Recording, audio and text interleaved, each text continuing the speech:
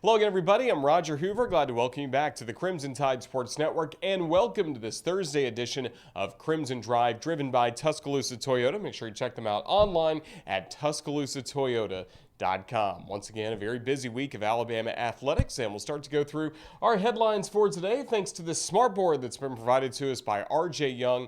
RJ Young is the official technology solutions provider of Crimson Drive. We'll start with what's coming up on the show. First of all, we'll take a look back at Alabama against Georgia on Tuesday night as the Bulldogs handed the Crimson Tide the loss after Alabama had racked up 2 wins in a row at home, falling on the road at Georgia on Tuesday. So we'll hear from the head coach of the Crimson Tide, Nate Oats, with Coach's Checklist following the Georgia game. Then we'll be visiting with Kristy Curry, the women's basketball head coach. No game tonight for Alabama, a chance to rest up and get ready for Sunday against Missouri. We'll talk about that with her, as well as looking back to the Auburn win from this past Sunday.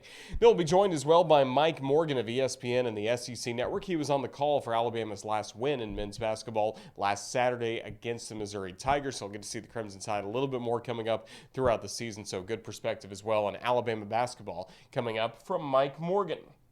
As we go through the headlines, we'll start with men's basketball. Again, the tough loss against Georgia, 82-76, despite the Crimson Tide leading by 9 points in the second half. Georgia is able to get to the free throw line a lot and rally for the win. We did see another good game for Jaden Shackelford. Just once again, he scored 20 points for Alabama. He was the top scorer on Tuesday night.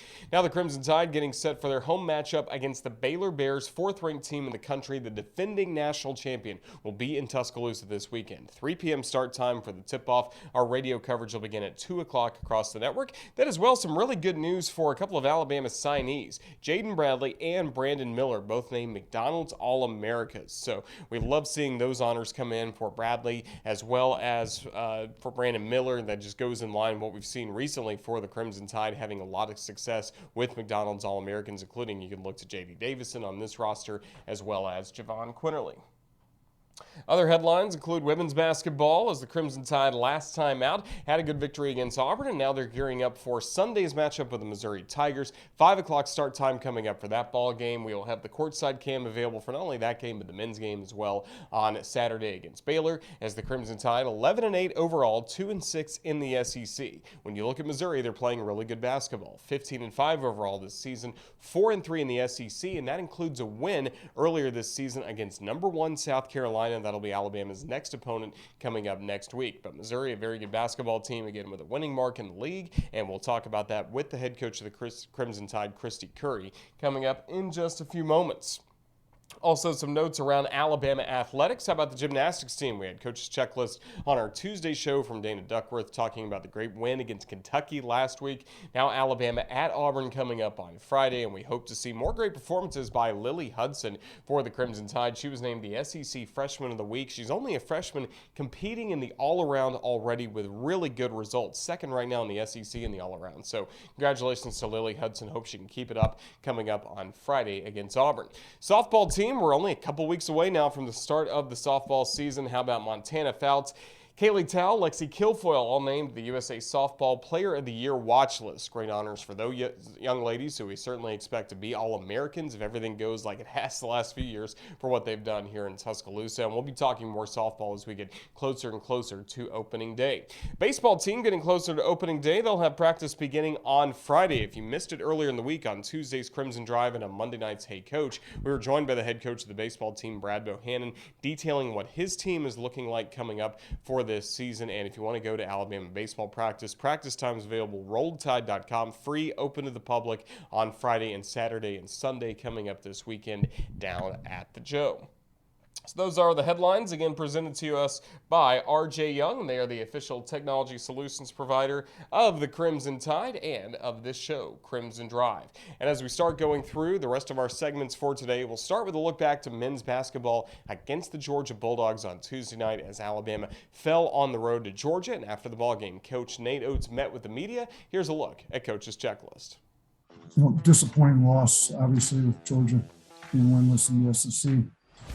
And we continue to have these issues with playing up and down the level of the competition today. I think we got outscored in the last 2 media segments by 10. It was 24-14. So last game we didn't have good starts. This game we didn't close well. Turnovers were a major problem. The biggest problem is just our our energy, our effort. That, as a head coach, that stuff comes back on me, and I got to figure out how to put the right guys on the floor that care about their teammates and going to play hard for them. And I've obviously not done a great job figuring out how to do that so far this year. Some of them were just, I thought we were careless. We weren't locked into the game like we needed to be. And it wasn't just, Shaq had 5, but I thought Shaq, outside of his turnovers, was pretty good. I mean, defensively, he played hard. He made shots for us, but, it's 3 by Rowe, 2 by Charles, 2 by JD, 2 by Keon, 2 by Noah, 2 by JQ. It's just everybody. So, and it's not like they forced a ton. They only had 5 steals. There's a lot of unforced turnovers, throwing the ball out. To me, when you just lose yourself in the game, a lot of that stuff takes care of itself when you're so concerned with, I think, the wrong stuff in some cases. I think we had some guys worried about. I think you're just not playing the hard, aggressive downhill. I thought we had some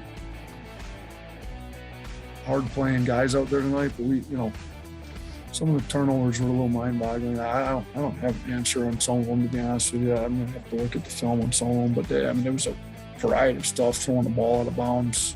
There were some charges. We knew that they would take charges, so some of that's maybe too aggressive, but we've got to clean them up. It's hard to win a game with 19 turnovers. I'm never going to give up on a team. I think we had some heartfelt conversations in the locker room. I think some guys know that stuff needs to be changed. We referenced UCLA losing 4 straight before they went on a run, and they're 1 play away from playing in the national championship game. They lost 4 games in a row to close the regular, 3 in a row to close the regular season, 1 in the Pac-12. They lost the first round of Pac-12 tournament, and then they went on a run. So we're never going to stop coaching, stop trying to fix what's wrong. We're going to try to get the right guys on the floor, get them to play the right way. We've shown the ability of this team. We've shown the capability of this team early in December. We just haven't played well here in January.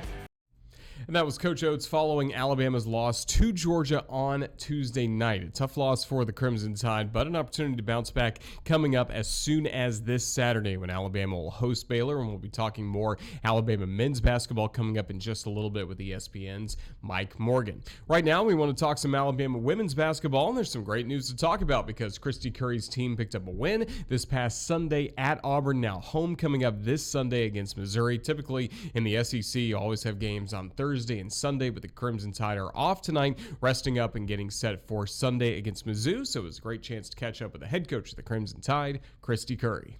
Coach, congratulations once again in order for you and your team. A 6th straight win against Auburn. Roll Tide, how are you doing? Roll Tide, we're doing good this week. It's always fun to win down there, and any road win is a great win in this league. So a lot of momentum for the week. I'm headed into our bye date. Excited for Missouri team coming in this week with 4 wins in the league and upset number 1 South Carolina. So great opportunity for us. What can you tell us about the time between the Arkansas game and the Auburn game, trying to get ready for that ball game? Because the roster has been in such flux with COVID protocols over the last couple of weeks. How did you guys get ready for the Auburn game? Each and every day certainly been a journey lately. Yesterday, the 24th, was the first day we've had everyone in practice since January 11th. So there's been a lot of uncontrollables. And I thought last week we started to get into more of a routine with understanding certain things are within our control, and did a great job. Our kids just stepped up with the game plan, and we were able to fortunately have all 5 starters back. So I think that made a little bit of a difference too. Yeah, Megan Abrams coming in the ball game again, wasn't sure how much she would get to play, but she told you she wanted to play as much as she could, and she ended up having 10 points and really grinded out a great performance against Auburn. She really did. Didn't tell us till about 10 minutes before tip-off after going through some warm-ups, but had not practiced the 5 previous days leading up, but was cleared. And so, she didn't have a great first half, but I thought if you could notice, she kind of got in a routine. We didn't play her a lot, and then the second half ended up having 10 points, getting to the free throw line, and was a difference maker for us. So right now it's just one day at a time, taking things as they come, and I think our kids are starting to adjust to that. That's an adjustment. Who's in, who's out, what each day controls for each of them. So I think we're starting to show some maturity and starting to understand, we just take it as it comes and make the most of every day. Brittany Davis was your leading scorer against Auburn. Of course, we know what she can do from outside the arc, hitting a lot of three-pointers, but have you been pleased with the way she's been able to get to the basket and in several of those instances as well, get to the free throw line because she's drawing fouls? Yeah, she's done a great job we've really worked a lot in position play, and wanting her to get to the rim more, Roger, get to the free throw line, and then counter with the stop and pop. And I think they're really running her off the 3-point line for a good reason. So taking what the defense gives her, making great reads, making good passes, decisions out of that. And I think you saw against Auburn, she did a really good job of taking what was given to her. Had a great following from home. I think she's an hour and 10 minutes from there, and the entire church bus came. So it was fun for her to play in front of friends and family in that environment. And of course, we got to see her with Brielle on the floor after the ball game when she was interviewed by the SEC Network. I'm sure just having Brielle around in some key moments, special moments this year, has made this year even more fun for you guys. Well, it has, and I think she's got 14 big sisters, so it's certainly been a joy to watch. Brittany is really realizes she's playing for something bigger than herself. Her education and the fact that she wants to have a great future ahead for Brielle. So she's matured a lot. When that happens, you grow up quickly, as we all know. And I'm just really proud of the mom, the person, the player, the student athlete that she's become. Your point guard, Hannah Barbour, this was now the second game for her back after she had to miss the Florida ball game. What'd you like about her play? She had some really key 3-pointers early in the second half to help fuel that comeback. Well, she had one day of prep before Auburn. So, it was really great. Some toughness. I thought early in the game, they really got up into her pressure. It affected her a little bit, but she just kind of stayed the course. The harder it got, the harder she went. And, we're able to get her some looks off, some baseline out of bounds, try to get her in the flow and transition. But boy, she hit a couple of big buckets there down the stretch and really controlled the tempo of the second half. Our team did a better job of taking care of the basketball. So she's just a really hard-nosed special kid, and she's able in game, Roger. She's really shown some growth in making adjustments as the game goes and countering what's happening on both sides of the ball. One thing she really added, was she just adds so much to our connectivity with her vocalness, getting everybody to their spots. So she's our Energizer bunny for sure. And when she's on the floor, I think it's proven that we're much better. And that did hurt us in the Florida game. We've talked a lot about offense. So what about the defense, especially down the stretch in the fourth quarter? People can point to a lot of the big baskets, but if you don't get stops, that remains a really tight ball game. So how did you guys get key stops when you needed to in the fourth quarter? I thought that the kids did a great job. We made some adjustments and a couple of timeouts, on our rotations. They were giving us some mismatches on the backside with Precious Johnson. And one thing our team has started to do is really be able to make a better in-game adjustment when we've asked, and they've adjusted, and we've been able to have some success. I thought we limited Cavalli's touches.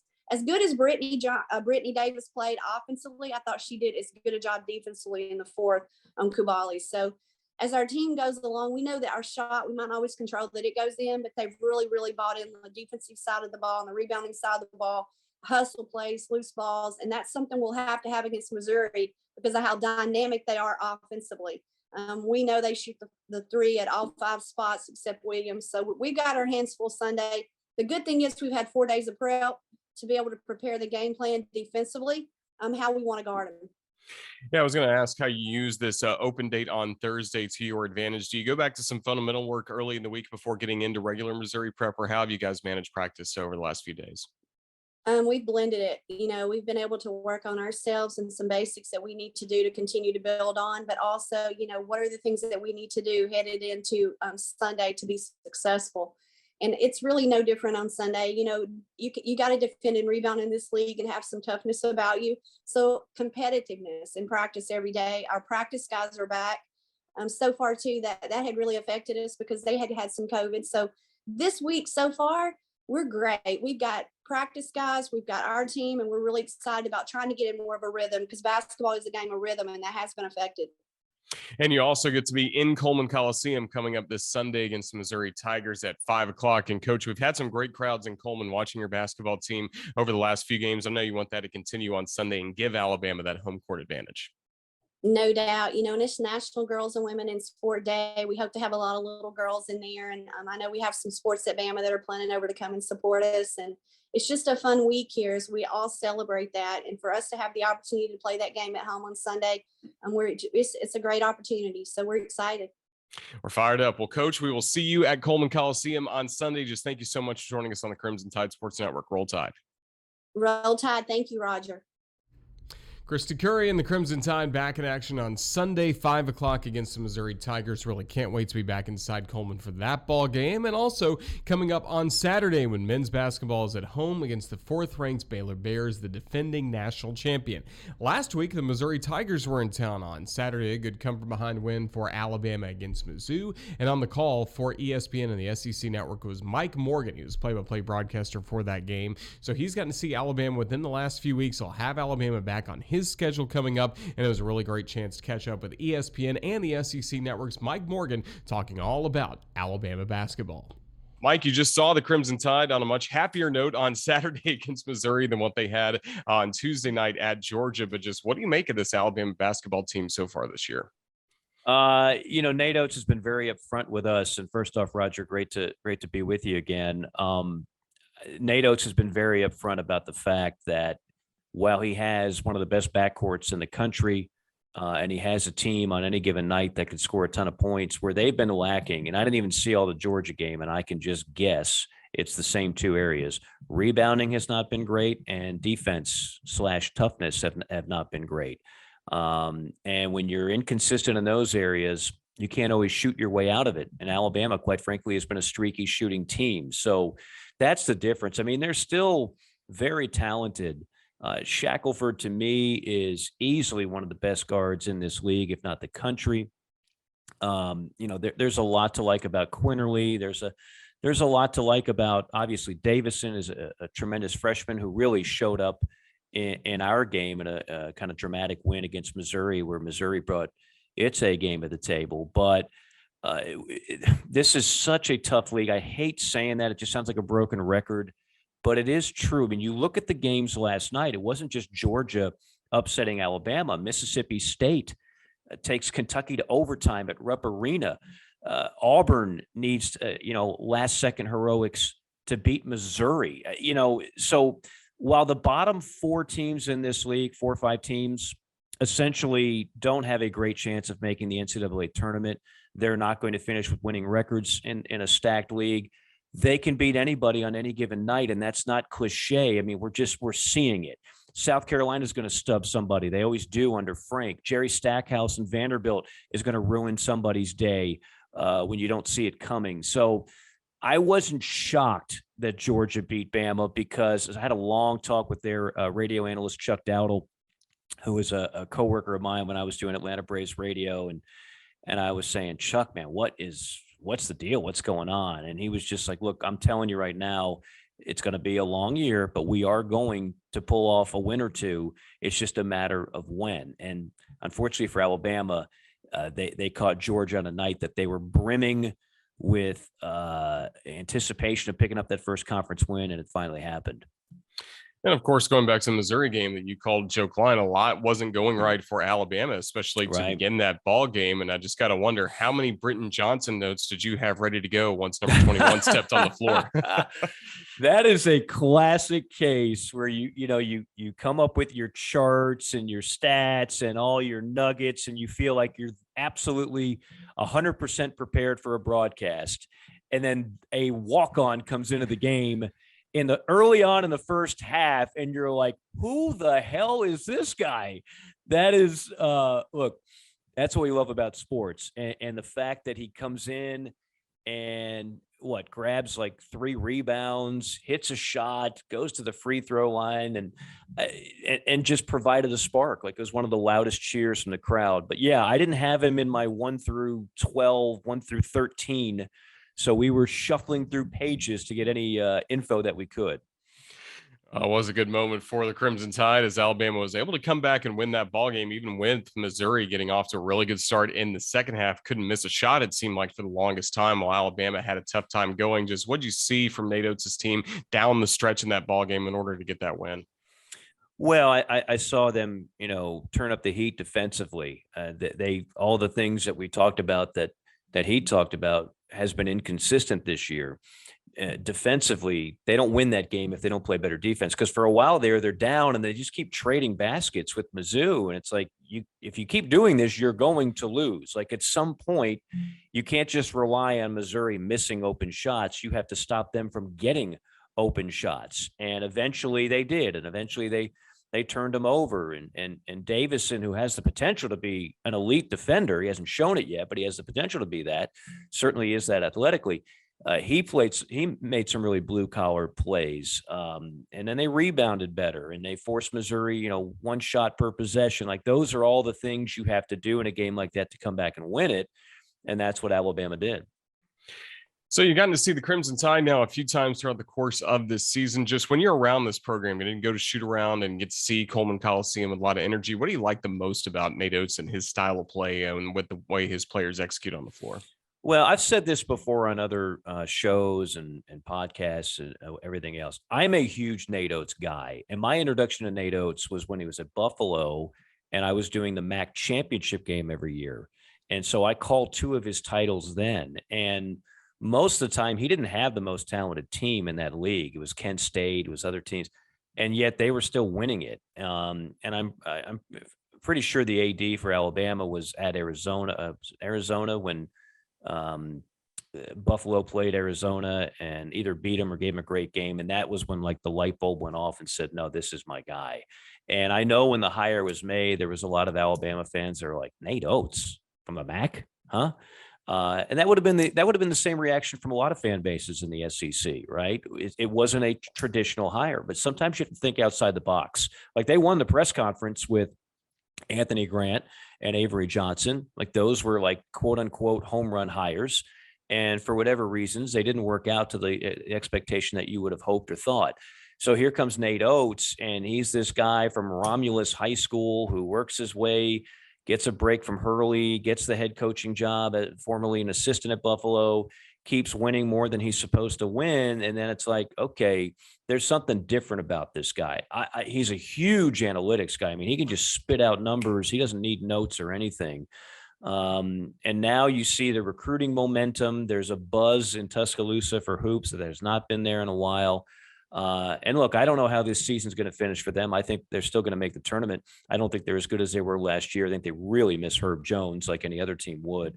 But to me, it all starts there. Like you made a true home run hire that's going to be good and successful for quite some time at Alabama. And then even being courtside the other day, like there was an energy in that building that's not always there, quite frankly.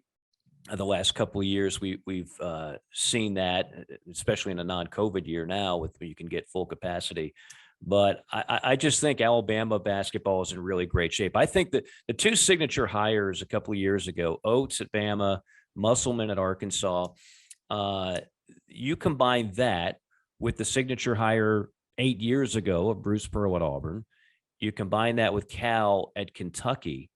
And it's like, I don't know, and Rick Barnes of Tennessee, I don't know if this league has ever been in better shape coaching wise, because the Blue Bloods, they're gonna be okay one way or another. But it was those programs that really needed something special. They needed a special hire at the coaching position to ascend to another level, and Alabama did that with Nate Oats.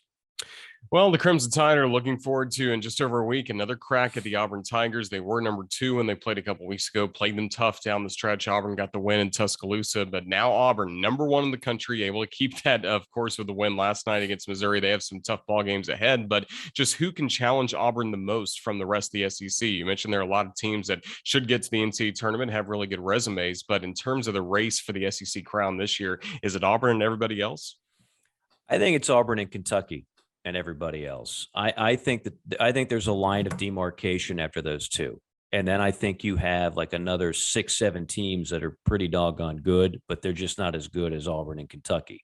So like that game that we saw the other day at the Auburn Arena was fantastic. Now, if it was played at Rupp, it might be a different story. Either way, I think those are the 2 best teams in this league in terms of talent, in terms of how they play together, in terms of they're both well coached. Like I just think that those are the teams to beat this year. I think at the beginning of the year, we thought, well, maybe Alabama will be in that mix, and Arkansas and LSU, and they're all good teams. I just don't think they're at the level of Auburn and Kentucky right now. Well, the Crimson Tide are certainly looking forward to another chance at Auburn again coming up next week. And for you, when's your next time you get to be on the mic for an Alabama game? For an Alabama game, I almost got to cheat and look at the February schedule. I know I have Alabama against South Carolina, and I'm pretty sure I have Alabama on the road against somebody else. So I have Alabama at least 2, maybe 3 more times. I know I have Auburn 3 or 4 times, and I have Kentucky 2 more times. So I will get a chance to see the upper echelon of this league quite a bit down the stretch. But yeah, I'm looking forward to seeing. I don't think Alabama's a finished product yet. I think that guys like Davison, Bediako, like these are 2 freshmen that can be impact players, but they're not impacting the game the way you need to yet. And then the defense of the rebounding, a lot of that, quite frankly, is want to. Like that's not where they got to fix something in practice type of thing. Like you've got to want to be good in those areas. And, a partner of mine, we had Nate Oats a couple of weeks ago, and he said, I think you got the best backcourt in the country. And Nate just kind of paused and said, well, at times maybe offensively, but until they play better defense, we're not the best backcourt in the country. I mean, he was basically sending a message. Nate's not short on words, right? Like he doesn't coddle you. If you're not getting it done, he's going to tell you you're not getting it done. He's going to be very open about that. And quite frankly, those guards have not defended to the level they need to. They have to defend better, and they have to rebound better. So I think by the time I have Alabama in, mid-February, let's say, my guess is it'll be an improved product. Like, it's not that they're playing terribly now. They're 4-4 in the SEC. They're well on their way to another NCAA tournament. But I think they have room for growth. I think some teams have already hit their ceiling, right? They're not going to get any better. I think Alabama still has room for growth. Well, before we let you go, I've got to ask you a broadcasting question. Saw you put this out on social media a couple days ago as we've gotten the news that Dick Vitale will not be returning to ESPN coming up the rest of the year as he continues to undergo a variety of health challenges. And you talked about the fact you've gotten to work with him on a few occasions, get to know him. Just what were those experiences like, as we all hope Dickie V returns to the mic as soon as he possibly can? Well, the first part of your question, what was it like working with him? Let's say the first time, shock and awe. This is a guy that I grew up as a kid watching and brought so much enthusiasm and energy to the sport. I don't know if he'll get enough credit for that with the new generation. But if you watched college basketball like I did from the late 80s on, Dick Vitale was he was woven into the fabric and the culture of college basketball. He just was. And so I think the first time we worked together was in Orlando for a tournament there during Feast Week. And first off, you got to get used to the fact that there's an autograph line right behind you. And it sure as heck wasn't for me. It was for Dickie V. And I mean, we're like a half hour before tip, and he is signing everything imaginable. Why? Because he's just that good of a human being. And that's the other thing. And that's what I was, dare I say, somewhat emotional about the posts that you're referring to. I got to know Dickie V, the person, and whether or not you're a fan of him as a broadcaster or, whatever the case may be, he is one of the most genuinely good-natured people that I've ever come across in this business or any other. So I don't know if he'll ever get enough credit for that. And you have to see it up front. You know, Roger, as well as I do. There are people in this business that have an on-air personality. Hey, look at me. I'm folksy. I'm kind. I'm lovable. And then off the air, they are true counter to that. Okay. It's a little bit of an act. It's a little bit of a front. There's nothing disingenuous about Dick Vitale and his generosity and his caring for people, with all the work he's done for charity, with all the millions he has raised for cancer research. He is the real deal, the real article. Going to miss him behind the mic this year, and I sure as heck hope he gets back next year. Very well said. Well, Mike Morgan of ESPN and the SEC Network, just thank you for joining us. Talk about some Crimson Tide basketball. Look forward to when you're back on the mic for Alabama down the road. But just all the best to you, and thank you again for joining us here on the network. Roger, anytime, I'm a fan of your work and what you do with this and everything else. Keep it up, and thanks for having me on. Fun conversation with Mike Morgan of ESPN and the SEC Networks. A couple of his teammates coming to town this weekend. Carl Ravitch and Jimmy Dykes will be on the call for Alabama against Baylor coming up on Saturday as Alabama men's basketball returns to action. With that, it's time to take a look at our schedule ahead here on the Crimson Tide Sports Network. And first things first, the men's basketball game I just mentioned against Baylor, 3 p.m. the tip-off inside Coleman Coliseum. Remember, if you're going to the ball game, wear white. We're having a whiteout all throughout the crowd coming up, so wear white coming up on Saturday for Alabama against Baylor. We'll hit the radio at 2 o'clock with the Crimson Tide Sports Network coverage starting from Stipe Lounge, presented by Royal Furniture, up on the concourse at Coleman Coliseum. So come by and say hello to us as we get ready for Alabama against Baylor on Saturday. Sunday, we'll be right back inside Coleman Coliseum, women's basketball against Missouri. And I should mention as well, we'll have a courtside cam available for both men's basketball and women's basketball coming up on Saturday and Sunday. And then we'll also have the camera fired up on Monday night for Hey Coach, presented by Outfit Insurance from Baumhauer's Victory Grill. That's going to be a really busy show. We'll be joined not only by the new volleyball coach here at Alabama, Rashinda Reed. Dana Duckworth will be along talking Alabama gymnastics. Good luck to them tomorrow night against Auburn. And then we'll be joined on the phone by Crimson Tide head coach Nate Oats from Auburn. Tuesday night, Alabama will be playing the number one team in the country if Auburn can keep winning. Auburn hosting Alabama on Tuesday of next week. But again, that's a look at our upcoming schedule here on the Crimson Tide Sports Network. It's going to wrap up this Thursday edition of Crimson Drive, driven by Tuscaloosa Toyota. Make sure you go online and check them out at TuscaloosaToyota.com. Special thanks to Kristy Curry, Mike Morgan for joining us here on this edition of the show. Thank you to Ethan Carabin, our producer, for putting all of it together. For everyone with the Crimson Tide Sports Network, this is Roger Hoover saying thank you for watching this edition of Crimson Drive. Good afternoon and roll tide, everyone.